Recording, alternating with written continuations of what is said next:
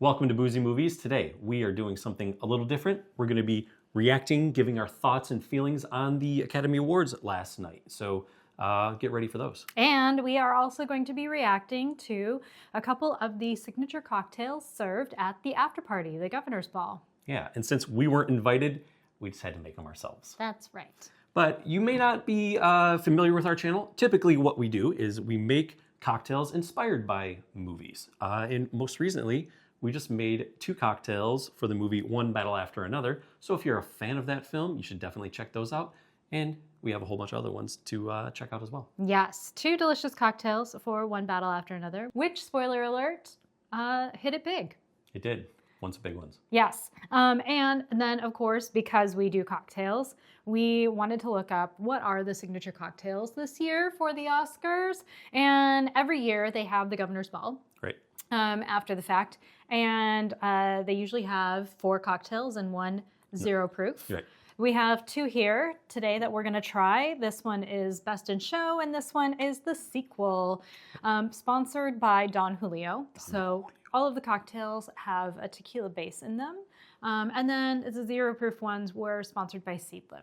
So if you're a tequila fan, you are in luck. Yes. Now, the cocktails were created by Charles Joly, who is a celebrated mixologist around the world.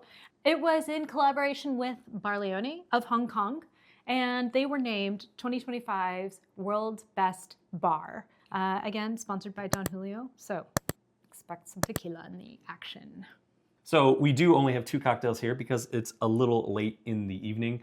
There are a couple other alcoholic ones that sound pretty tasty. One of them is the Golden Cut Margarita. Yes, that is a Cadillac style margarita, and it features its very smoky flavors by using a lot of sourness, as well as our kind of favorite ingredient this year, and that is Masa.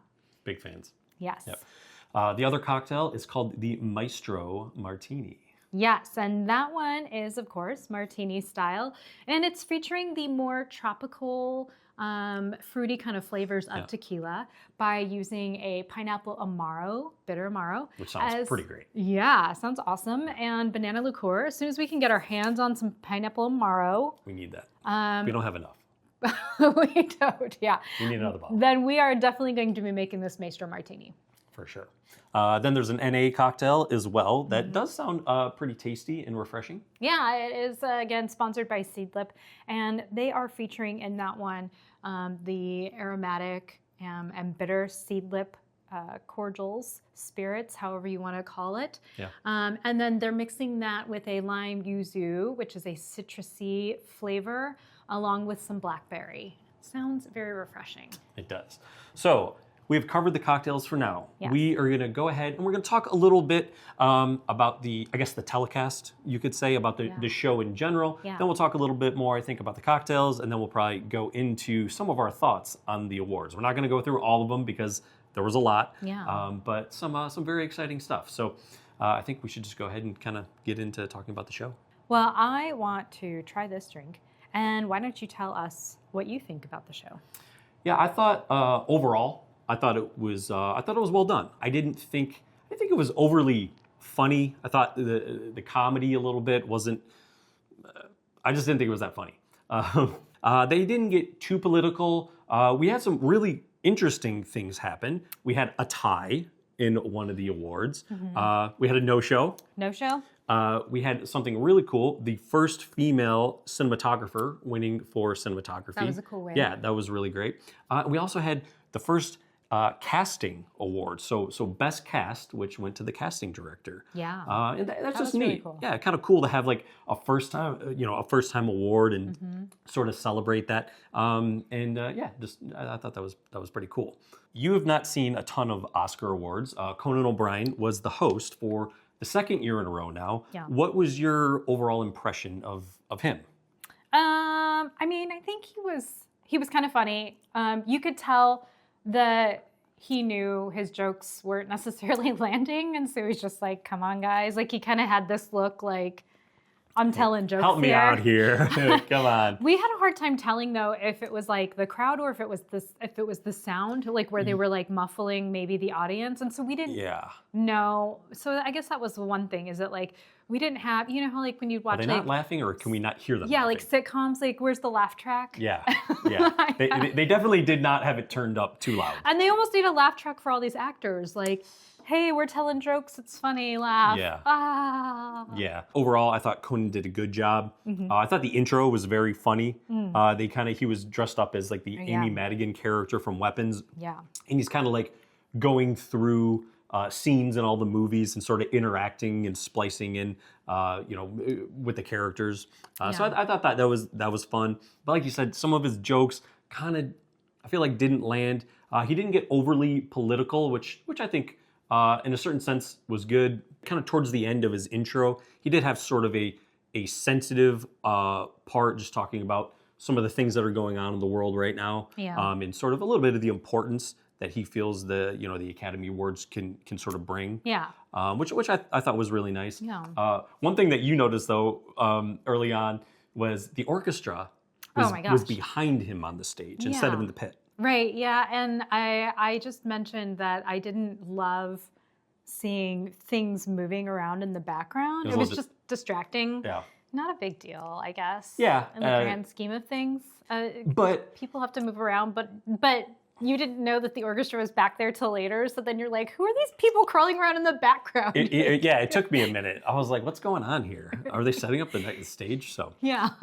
So then there's also the presenters, and a lot of them seem to be in duos, except for the bridesmaids crew, but they were all in duos for the most part. Yeah, and it seemed like the duos were all because they've got movies coming out in 2026. Kind of weird though, the interactions. Yeah, I thought they were. Again, I think it was sort of the writing. I didn't feel like there was a lot of chemistry between the two people. Certainly not like the chemistry you and I have. Right. Right.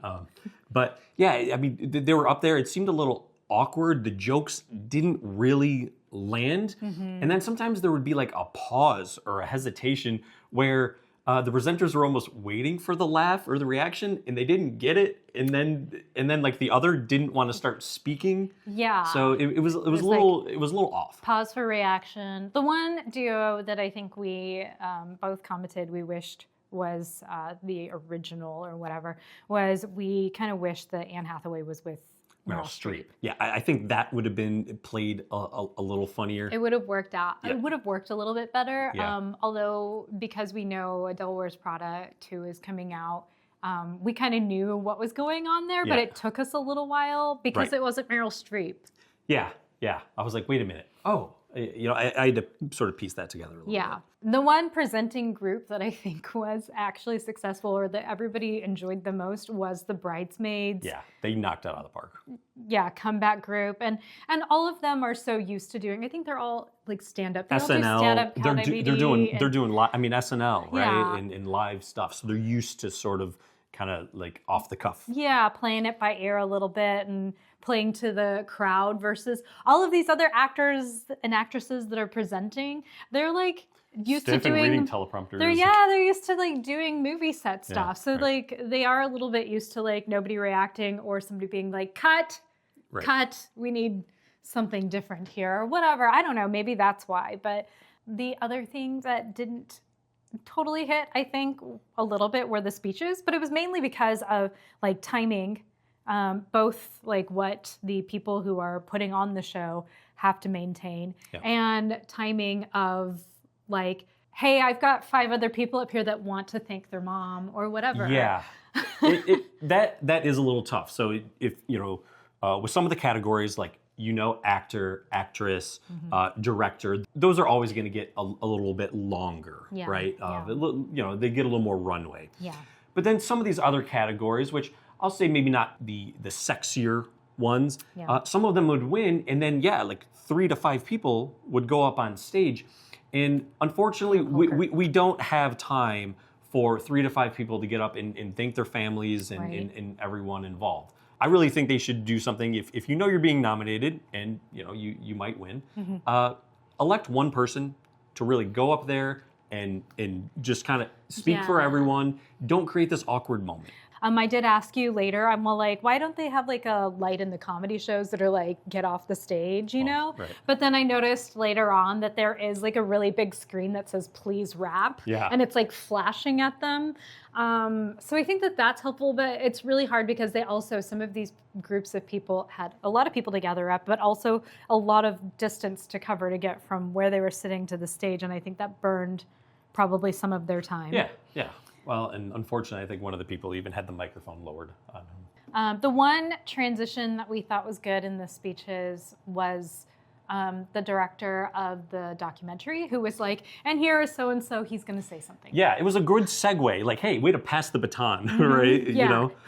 Yeah. Don't screw with us. This guy has something to say. Right. This year we did only get, I believe, two real musical performances. Yeah. We had the Sinners, which Yes. They did a beautiful Really job. enjoyed it. Really nice choreography. Yeah. And then we also had the K-pop. Yes. And which was too short, in my opinion. I wanted more of it. Yeah. Well, I just got to watch the movie. Yeah. But both of them did end up winning. Sinners won for score, Yep. and then K-pop won for best song. Yeah, which I actually, I made like a whole playlist for you for Sinners because I really did enjoy the score. I think I told you like when that came up, I'm like, oh, if Sinners doesn't win, then nobody should. Yeah. Then I'm out of here. I'm turning it off. Right. I'm not even going to record this episode. Then, as they do every year, there is the In Memoriam. Mm-hmm. And this year was a tough year. Had some big losses, some very tragic ones. And so I was curious how they were going to handle that. Because when you have some of these bigger stars, you want to pay respect to everyone, right. Obviously. And I hate to put sort of tiers of people, but when you have someone, again, like Rob Reiner, who passed away tragically, and his wife. Yeah. Then obviously we had Catherine O'Hara, Dan Keaton, and then Robert Redford. Yeah. You know, they're movie stars. Yeah. And so the way they sort of intertwined other people, we had Billy Crystal kind of doing a little tribute. Yeah, and then which is sweet. Yeah, and then they did another then they talked about some other people who passed away. Yeah. Then Rachel McAdams, she came on. Yep, talked about Catherine O'Hara, one of my favorites. Mm-hmm. And then Diane Keaton, right. One of yours. Yes. I enjoy her as well. I just don't watch enough movies. She's not as familiar with her work. I am not as familiar. Not yet.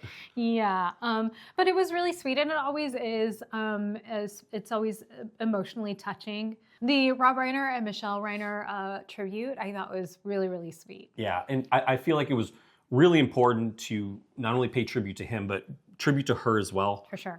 Let's just remember there were two people involved in this. Right. You know, I think that's important. Yeah. Well, and they mentioned that he just, got better with her. Yeah. So, yeah. And then finished up with Robert Redford. Barbra Streisand came out and did a really nice job just talking about him, how he called her Babs, and she was like almost taken back by that. But then she said like the last letter I think she wrote to him. Yeah. She signed it Babs, and then she sang for a little bit, which is really nice. Yeah, and for 80 something, she hit those 83. notes really, really cleanly. Better than I could.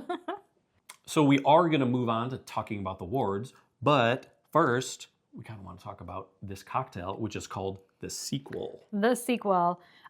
This cocktail features a little bit of tequila. 1.5 ounces of tequila, then 1.5 ounces of a Oaxacan coffee. If you can't find cold brew, if you can't find a Oaxacan coffee cold brew, then you'll just want to go with something that's like nutty, chocolatey, and just a little bit of citrus in its finish. Cold brew it. That's what we did. Right. And we made this cocktail with also a cocoa cinnamon syrup. So made a cinnamon syrup and then added some cacao to it. Yeah, I think it's really tasty. You get a little bit of the tequila, but that coffee flavor, again, the cinnamon, the cocoa, and coffee, those things, they just mesh really well together. It's a very tasty drink. Yeah, it's a really clean version. And then, of course, this little paint. Ran away. It's like run away just a little bit. This little paint of gold on here, the recipe online recommends doing it with a vanilla syrup and gold edible glitter, of course. I would not recommend that because vanilla syrup is a little bit too runny. So I switched modes and did a honey syrup. Now, if you make a vanilla syrup that's really thick, then do it. But honey works a lot better. The other thing to know is that this actually reminds me of kind of a lower proof, less punchy version of Coco Chamaco, which is a cocktail we made for cocoa. Yeah. So if you like coffee, chocolatey, sort of rich flavor cocktails like that, definitely check out that episode. Yeah, this is nice. And our Coco Chamaco, it does have cocoa in it, so it's like thicker, heavier.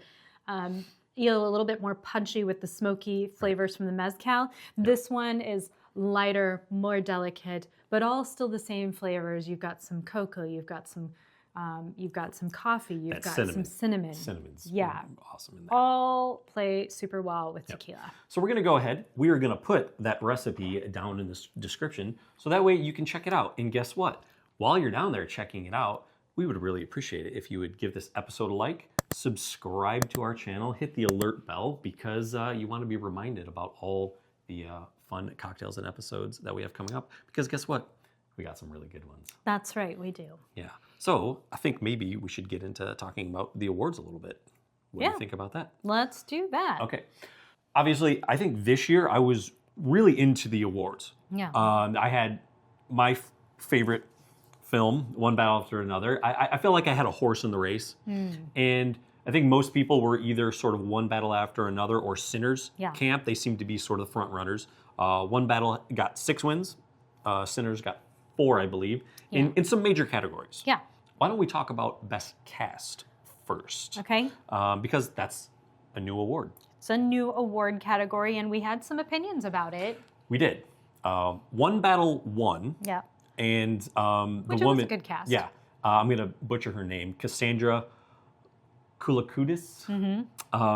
She won. It was really funny when she got up on stage. Do you remember what she said about Paul Thomas? Graciously said, "I won one before PTA." Yeah, yeah. He had to wait another hour or so, but still, she beat him. Yeah. Right. We thought one battle would obviously be a good one. Really strong, sort of rich cast of your top line actors. Right. Yeah. Sinners, obviously, great cast as well. But one of ours that we watched the other day that we were just blown away by. We noted it right away, right? Where we were like, where did they get these people? And that was The Secret Agent.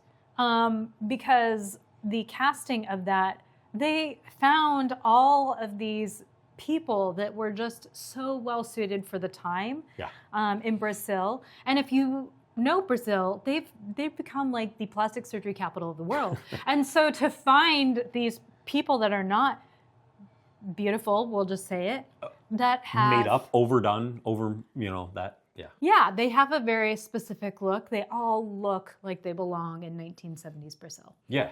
And so that was like the biggest thing is we were like, where did they find these people? But yeah, the authenticity of the people, the police officers in it, the sons, the hitmen, the older woman who is like sort of sheltering all of these people who are like in protection. My favorite thing about her, she's all like, oh yeah. Yeah. Your secret's safe with me. Like she was just like perfect for that. We enjoyed that one, but it is hard to beat a movie that has Leo, and it has Sean Penn and Benicio, and then first timer like Tiana Taylor was also great, but Chase Infinity, her basically, is it her first role? I mean, that's what she said. Yeah. And she did thank specifically the casting director. I think whether it was at the beginning or when she was presenting the award. Yeah. She thanked her for giving her a chance. Now, another category that is one of my favorites, and that is Best Cinematography. And this year was very special because we got the first female woman cinematographer winning this award. And from Sinners. Yes, from Sinners. Her name is Autumn, and I don't know how to say the rest of her name. It's Gerald Arkpa? Yeah, Arkapa? Exactly. Which, again, a beautiful, the imagery in that film is beautiful. It's really well done. Some of the choreography that they sort of emulated in the show when they were doing the performance. Yeah. Doing that on film, I just thought she did a really good job. The cinematography in that film. I will say, The film that I thought probably should have won it was Train Dreams. I really liked the imagery in that film. I love sweeping views and some of the landscapes, the leading lines, and the colors. A lot of it seemed like natural lighting, just the look and the feel. That's just my personal preference. Yeah. But all these films, I think, were very beautifully shot. Yeah, all of them were really good. They all had their own niche, I guess. Yeah. I would say one of the most notable things in one battle after another is, of course, the car. The rolling kind of hills. Yeah. In Sinners, I think the thing that struck me while watching it, cinematography-wise, is, two things. One is that the majority of the movie, maybe 3/4 of it, is happening in the dark. It is a very dark film. You're right. It's very dark. And then, of course, like the daytime, it's very bright, which I think is a good sort of juxtaposition. Mm-hmm. But also, specifically the musical number that they did at the Oscars, that particular scene, the way they were kind of like rolling the camera through everybody, almost like you were like twisting and winding, a floating spirit as well. Yeah, I thought was amazing. All right, moving on. Best supporting actor. This was interesting because Sean Penn won, and he wasn't there. No. Kieran Culkin did a very good job accepting the role. They kind of made the award. It feels like they made a bigger deal out of it than they should have, because it's not like he's the only person who's never shown up. I mean, he didn't, send someone on stage to accept it for him. He just wasn't there. Apparently, I read just a short while ago, he was in the Ukraine. He's doing work over there now. So yeah, we listened to an interview with Sean Penn. That kind of work is very important to him. Mm-hmm. And it seems like the Academy is not quite as important to him. Oh. So, I mean, good for him to follow his passions, because he can now. This is his third Oscar. It's a big one. 2 for Best Actor, 1 for Supporting. So, I mean, he's earned his salt. Yeah. This award, I thought, for me, was one of the awards I thought was actually most up in the air. Yeah. And the reason I say that is, a lot of times when you have two people from That's true. Benicio was also from the same film, kind of the same award. Sometimes they'll cancel each other out. Yeah. And if they cancel each other out, I thought Delroy Lindo got a lot of acclaim for his role in Sinners. Mm-hmm. People were very high on Stellan Skarsgård. Yeah. And then we had Jacob Elordi from Frankenstein. Yeah, which was the best part of Frankenstein. And I thought his you could just see the emotion on his face. I thought this was actually maybe the most competitive of all the awards, where I was like, man, it would have been hard if any one of those would have won. It would have been hard to argue against. True.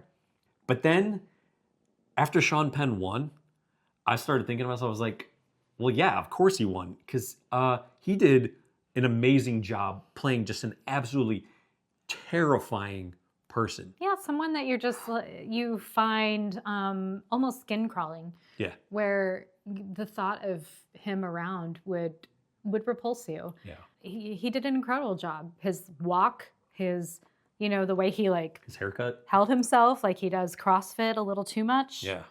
Very scary and creepy. Mm-hmm. With at times really not having to almost even do a whole lot. Just his presence and the way he was. Very intimidating. Intimidating, for sure.